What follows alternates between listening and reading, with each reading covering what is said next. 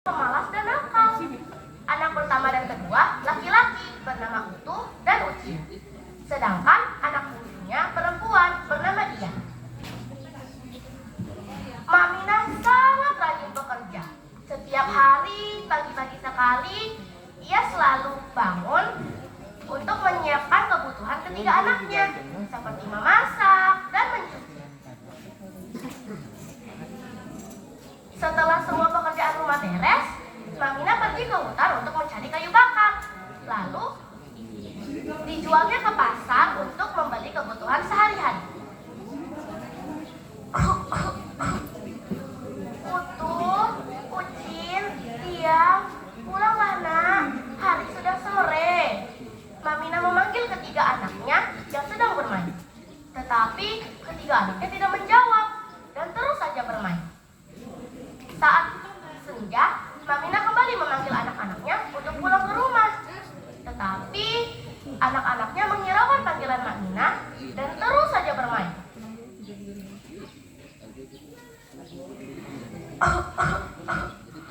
Utuh, Ucin, Diang, tolong pijitin emak nak.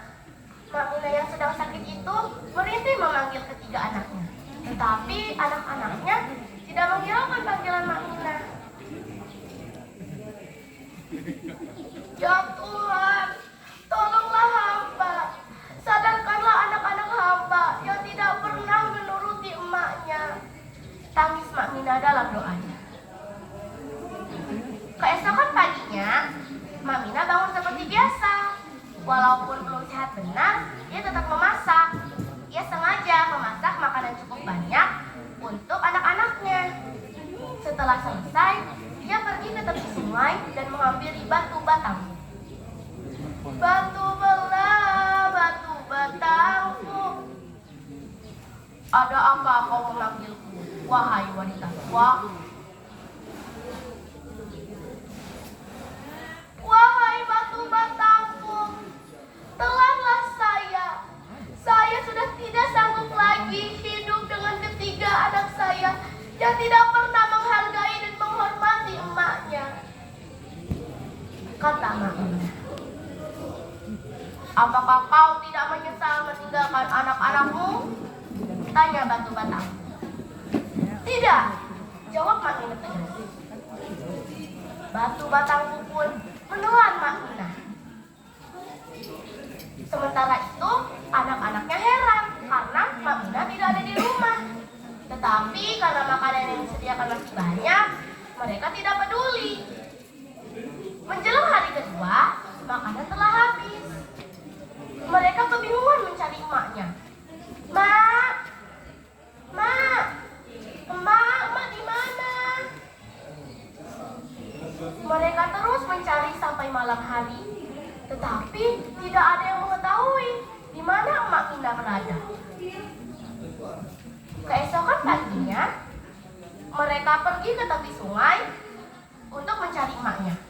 Tibalah mereka di depan batu batang.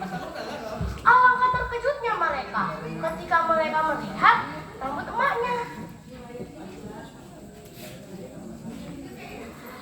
Wahai batu batangku, keluarkanlah mak kami, kata Utuh disambung Ucin dan Dia.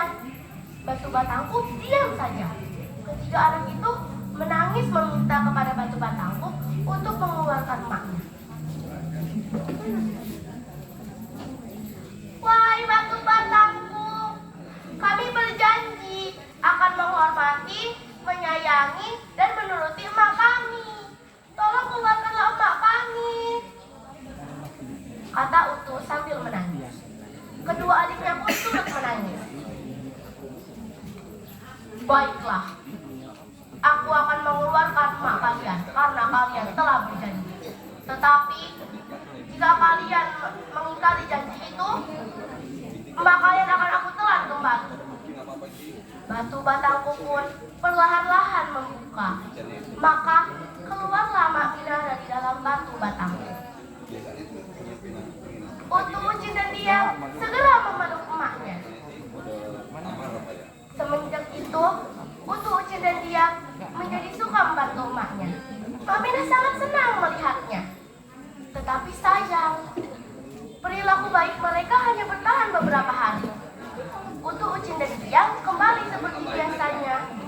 bertambah nakal. Pada suatu malam, Mak Mina memasak cukup banyak. Setelah selesai memasak, dia pergi ke kamar anak-anaknya. Satu persatu anaknya dicium dan diselimutinya dengan penuh kasih sayang. Setelah itu, dia pergi menghampiri batu batang. Batu belah, batu batangku. Ada apa kau memanggilku, wahai wanita tua? Wahai batu batangku, telatlah saya kembali. Biarkanlah anak-anak saya tinggal sendirian. Mereka tidak bisa menghargai dan menghormati emaknya, kata Mak Mina. Batu batangku pun menelan Mak Mina kembali. Keesokan paginya, anak-anaknya makan dan bermain seperti biasa. Mereka tidak menghiraukan Mak Mina yang tidak ada di rumah, karena mereka pikir Mak Mina sedang mencari kayu. Saat sore hari, barulah mereka heran karena Mak Mina tidak ada di rumah. Mereka teringat dengan kenakalannya. Mereka pun langsung berlari menuju batu batangku. Wahai batu batangku, kami menyesal. Kami berjanji tidak akan mengulanginya lagi. Tolong keluarkanlah mak kami, kata Utuh di sambung kedua adiknya. Kalian memang anak-anak nakal. Penyesalan kalian kali ini tidak ada gunanya.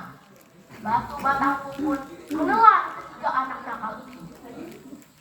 Setelah itu, batu batangku pun masuk ke dalam tanah dan sampai sekarang tidak pernah muncul kembali. Nah, teman-teman, bagaimana? Seru kan ceritanya? Seru. Dari cerita ini kita bisa belajar bahwa kita harus menghormati, menyayangi, dan mendengarkan orang tua kita sebelum terlambat. Itu saja cerita dari saya. Terima kasih telah mendengarkan. Mohon maaf jika ada kesalahan. Buah labu, buah kelapa. Cakep. Diolah menjadi rupa-rupa. Cakep. Hormatilah ibu dan bapak, karena ridho Allah berada pada mereka. Wassalamualaikum.